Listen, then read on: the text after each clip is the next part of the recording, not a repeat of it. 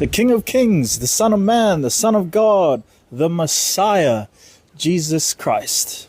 Who is he and why is he so important to the Christian faith? Let's start from the beginning, and not from his human beginning, but from the beginning of time. John chapter 1:1. In the beginning was the Word, and the Word was with God, and the Word was God. Jesus is known as the Word made flesh. So who John is referring to when he says the Word, he's talking about Jesus Christ.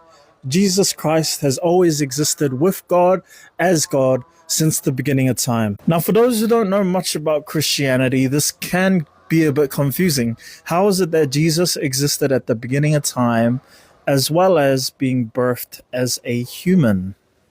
The short answer is that God became flesh. We've established it before. Jesus and God are one. Jesus has existed with God as God since the beginning of time, and he humbled himself to become human flesh for a reason. Now, before we get to the reason why he chose to live as a human, let's look at him in the Old Testament. But wait, what do you mean Jesus in the Old Testament? Jesus was born in the New Testament. Let me explain by first describing the Israelites, who later became known as the Jewish people. The Israelites have a long history of oppression, but they were chosen by God at that time as his designated people. We see it throughout the Old Testament that if they followed the laws of God, the Israelites prospered, and if they didn't, they fell, and they fell hard.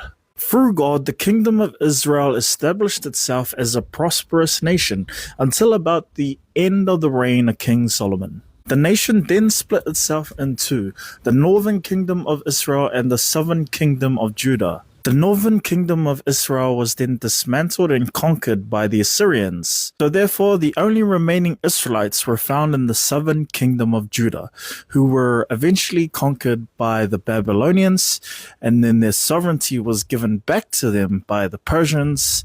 They managed to fight off the Greeks, but ultimately lost their sovereignty again to the Romans. And throughout this tumultuous history, the Israelites then became known as the Jewish people. So we can see that the Israelites had a colorful history of warfare, oppression, suffering, and from that arose prophets. These prophets prophesied of a Messiah to come who will end all suffering. Isaiah 53 being a well-known Christian prophecy detailing Jesus Christ's suffering on the cross. For what reason did he do it? Stay tuned for the next video.